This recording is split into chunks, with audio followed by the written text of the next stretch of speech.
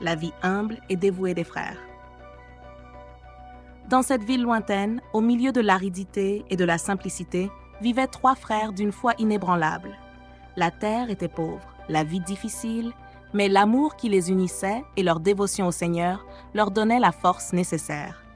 Ils étaient humbles, au cœur pur, toujours avec les mains calleuses à cause du travail ardu, mais avec des sourires sincères illuminant leur visage. Leur subsistance venait d'un unique et précieux pied de vigne qu'ils soignaient avec une dévotion presque sacrée. Du lever du soleil jusqu'à son coucher, chaque frère à tour de rôle veillait sur la vigne avec tendresse et patience. Ils savaient que leur subsistance en dépendait, mais ils la voyaient aussi comme un symbole des bénédictions de Dieu. Ils ne possédaient pas de richesses matérielles, mais étaient riches en foi et en amour fraternel. Dans leurs prières quotidiennes, ils remerciaient pour la récolte modeste et demandaient seulement la force de continuer. La mère nature semblait leur rendre ce soin, car les raisins étaient toujours doux et abondants, suffisants pour nourrir la famille. Les habitants de la ville connaissaient les frères comme bons et justes, toujours prêts à aider ceux qui en avaient besoin, même avec le peu qu'ils avaient. Cette bonté n'échappait pas aux yeux de Dieu qui, depuis son trône céleste, observait la dévotion et la pureté de ses cœurs. Ainsi les jours passaient dans la petite ville. Les frères, avec une foi inébranlable et une humilité exemplaire, continuaient de cultiver non seulement la vigne, mais aussi l'espoir de jours meilleurs. Ils ignoraient que leur vie allait bientôt changer, car le Seigneur, dans son infinie sagesse et amour, avait décidé de récompenser cette bonté silencieuse d'une manière qu'ils n'auraient jamais pu imaginer. L'arrivée de l'ange déguisé. Puis, un jour ordinaire, alors que le soleil inondait les champs de sa lumière dorée, un visiteur mystérieux apparut dans la ville. Personne ne savait d'où venait cet homme aux vêtements usés et à l'apparence humble, mais il y avait dans ses yeux une lueur différente, un reflet de quelque chose de divin. Ce visiteur n'était pas un mendiant ordinaire, c'était un ange envoyé par Dieu pour tester la bonté des 3 frères. Déguisé en mendiant, l'ange s'approcha de la petite maison où vivaient les frères. À ce moment-là, le plus jeune frère s'occupait de la vigne, comme à son habitude. L'ange, avec une expression de fatigue et de faim, s'adressa à lui et dit : « Jeune homme, j'ai faim et soif. Aurais-tu quelque chose à me donner ?» Sans hésiter, le frère cueillit quelques raisins et les offrit au mendiant.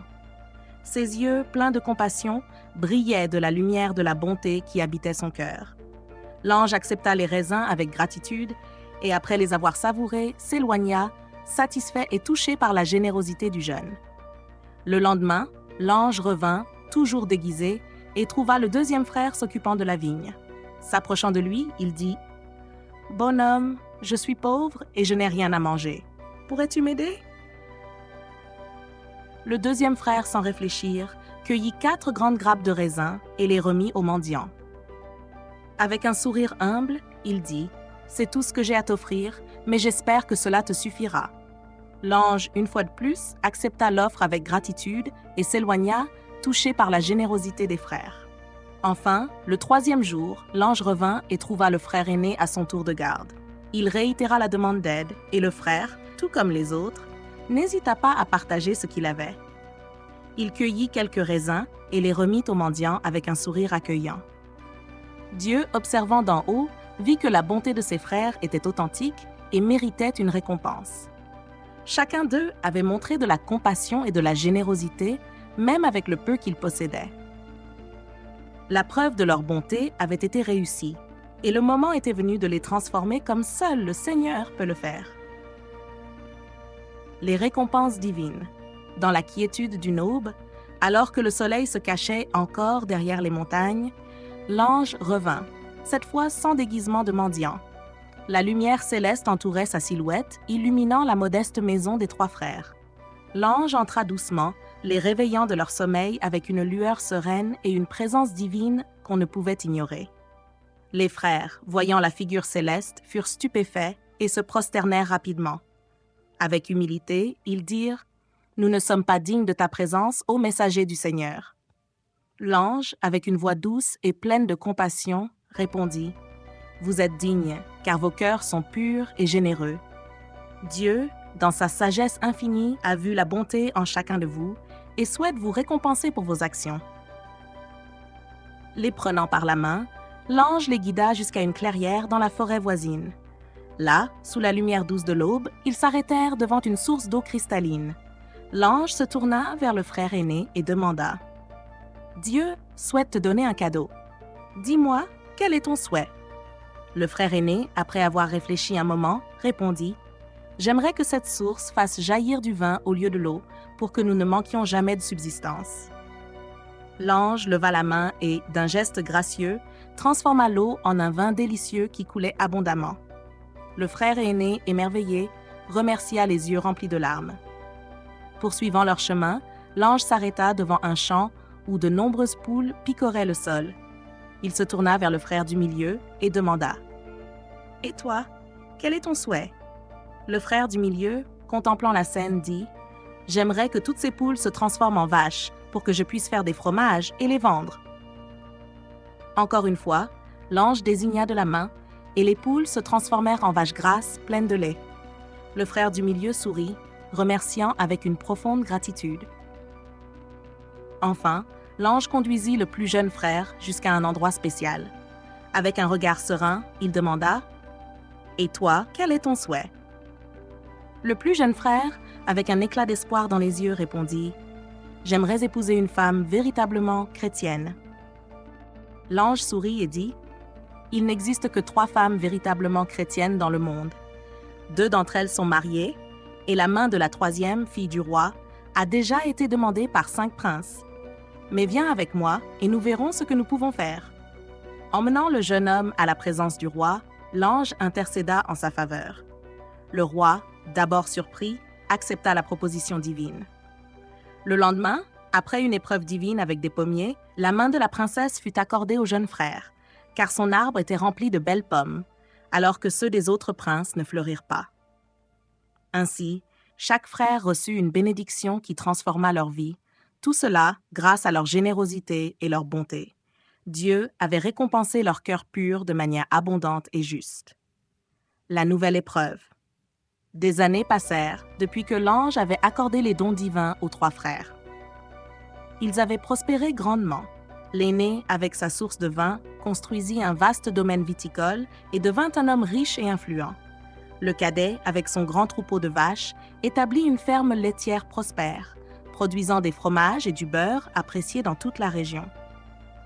Le benjamin, désormais marié à la princesse, vivait dans une jolie cabane au milieu de la forêt, simple mais remplie d'amour et de bonheur. Malgré leur nouvelle richesse et position, le cœur de chaque frère fut mis à l'épreuve une fois de plus, car Dieu voulait tester si la bonté et la générosité qu'ils avaient une fois montrées étaient toujours présentes dans leur cœur. De nouveau déguisé en humble mendiant, l'ange descendit sur terre, déterminé à voir si les frères avaient changé avec le temps et les richesses. D'abord, l'ange se dirigea vers le domaine viticole de l'aîné. Habillé en haillons, avec une expression de fatigue et de faim sur le visage, l'ange s'approcha et dit : « Bon homme, auriez-vous une jarre de vin pour un pauvre mendiant ? » ?»« J'ai soif et faim. » L'aîné, désormais un homme d'affaires, regarda le mendiant avec mépris et répondit froidement : « Une jarre de vin ? Pas question. Si j'étais généreux avec tous ceux qui me demandent du vin, je finirais dans la misère. Va-t'en !» Avec un regard de tristesse et de déception, l'ange leva la main et fit un signe. Immédiatement, la source de vin se mit à jaillir de l'eau cristalline et toutes les caves, barils et bouteilles se remplirent d'eau. La richesse de l'aîné se dissipa en un clin d'œil. Désespéré, il cria : « Que se passe-t-il » L'ange, révélant maintenant sa véritable identité, dit : « Dieu t'a retiré ta richesse que tu ne mérites pas de conserver car ton cœur s'est endurci. » Laissant l'aîné dans sa désolation, l'ange se rendit à la ferme du cadet. Le 2e frère était occupé à s'occuper de son grand troupeau de vaches lorsque l'ange, toujours déguisé, s'approcha et demanda : « Bon Seigneur, pourriez-vous me donner un verre de lait ? J'ai faim et soif. » Le cadet, sans patience et avec un air de supériorité, répondit rudement : « Un verre de lait ? Pas question. Imagines-tu ce qui arriverait si je devais donner du lait à tous ceux qui me le demandent ? Va-t'en. » L'ange, voyant la dureté du cœur du 2e frère, leva de nouveau la main. En un instant, les vaches grasses se transformèrent en poules et toutes les richesses qu'il avait accumulées se volatilisèrent. Désespéré, le cadet commença à pleurer.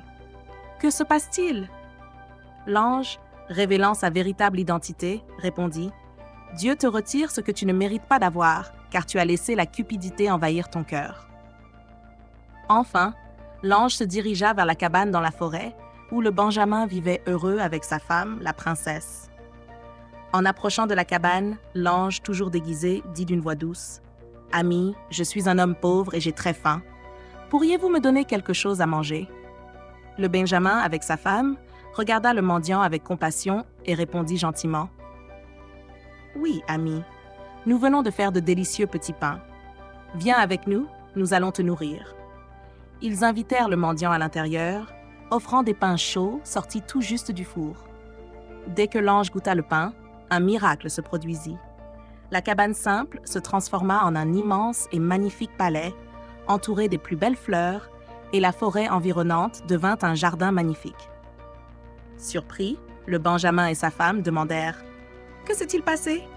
L'ange, révélant sa véritable forme, répondit « Dieu a vu que malgré tout ce que vous avez traversé, vous avez gardé des cœurs purs et généreux.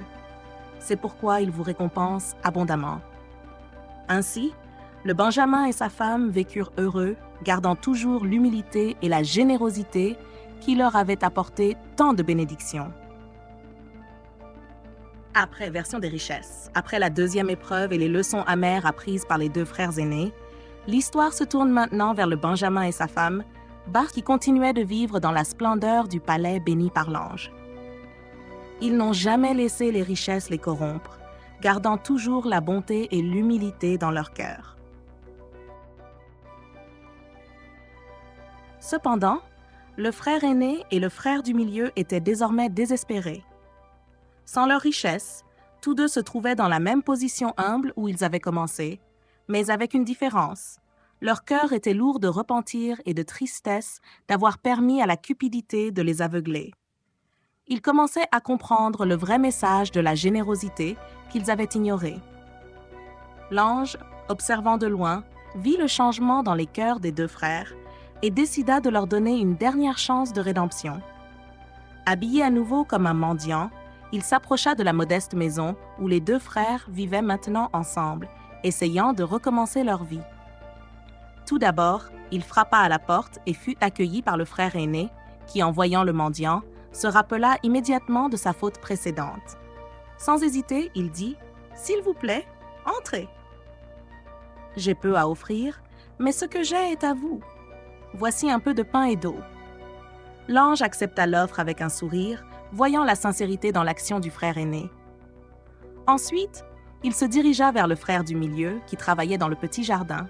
Le mendiant demanda quelque chose à manger, et le frère du milieu, les larmes aux yeux, répondit « Je suis fou d'avoir laissé la cupidité prendre le dessus sur moi. Voici tout ce que j'ai, quelques légumes que je viens de récolter. S'il vous plaît, acceptez. » Touché par le véritable repentir et l'humilité des frères, l'ange décida de révéler une dernière fois son identité. Avec une lumière brillante, il se transforma en la figure céleste qu'il reconnaissait. Surpris et émus, les frères s'agenouillèrent, demandant pardon. L'ange parla d'une voix douce mais puissante. « Dieu a vu le changement dans vos cœurs. Vous avez appris la leçon de la véritable générosité et humilité. C'est pourquoi vos bénédictions seront restaurées. » Avec un geste gracieux, l'ange fit que la modeste maison des frères redevint une ferme prospère, avec une fontaine jaillissante de vin et des troupeaux de vaches tout autour.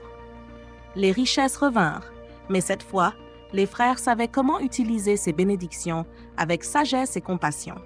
La bonté et l'humilité étaient revenues dans le cœur des frères, et ils décidèrent de consacrer leur vie à aider les nécessiteux et à partager leurs bénédictions avec tous ceux qui les entouraient. La vraie richesse, comme ils l'avaient appris, résidait dans un cœur généreux et dans l'aide aux autres, sans rien attendre en retour. Le dernier test du plus jeune frère, tandis que les deux frères aînés apprenaient leurs leçons et recouvraient leurs bénédictions, le frère cadet continuait de vivre dans son magnifique palais dans la forêt avec sa femme. Ils étaient aimés de tous autour d'eux pour leur gentillesse et leur générosité.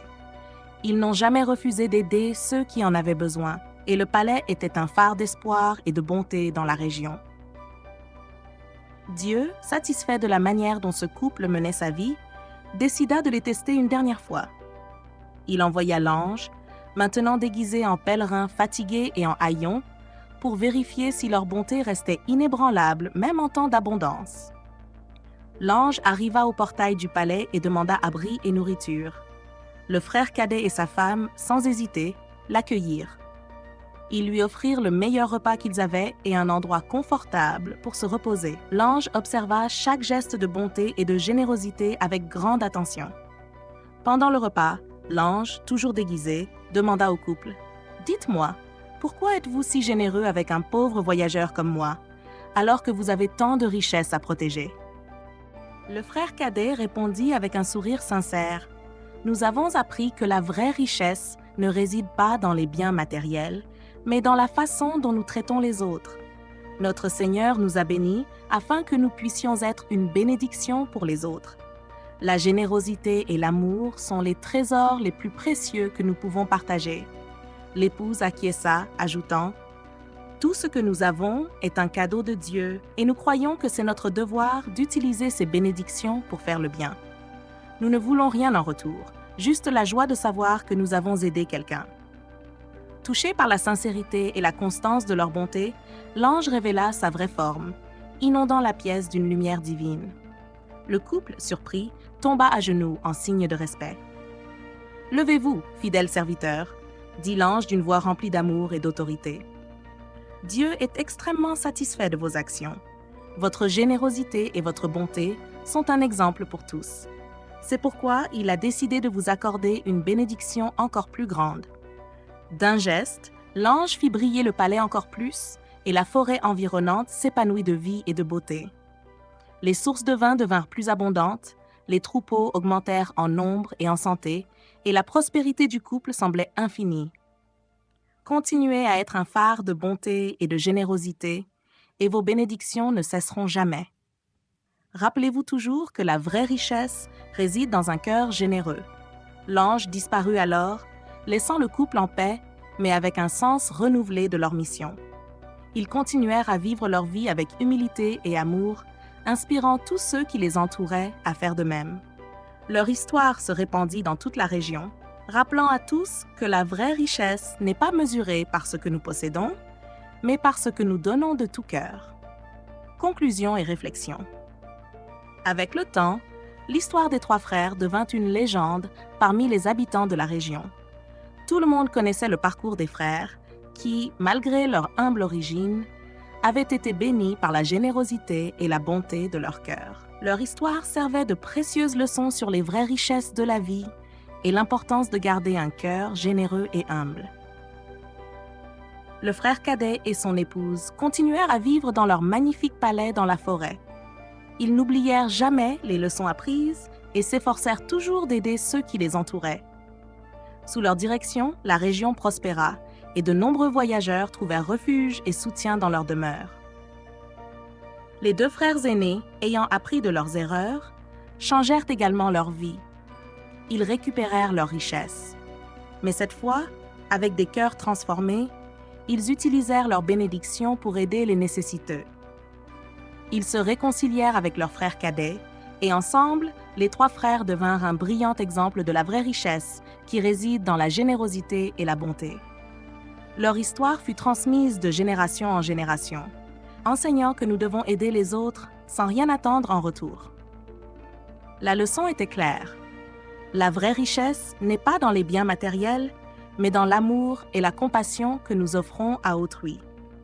En tant que narrateur de cette histoire, je vous invite à réfléchir sur votre propre vie. Pensez à comment vous pouvez être une bénédiction pour ceux qui vous entourent. N'oubliez jamais que chaque acte de bonté, aussi petit soit-il, peut avoir un impact profond sur la vie de quelqu'un. Comme les trois frères, soyons tous des exemples de générosité et de compassion, inspirant les autres à faire de même. Ainsi, la légende des trois frères continue de briller, illuminant les cœurs de tous ceux qui entendent leur histoire. puissions-nous tous apprendre et pratiquer la leçon selon laquelle la vraie richesse réside dans un cœur généreux. Amen.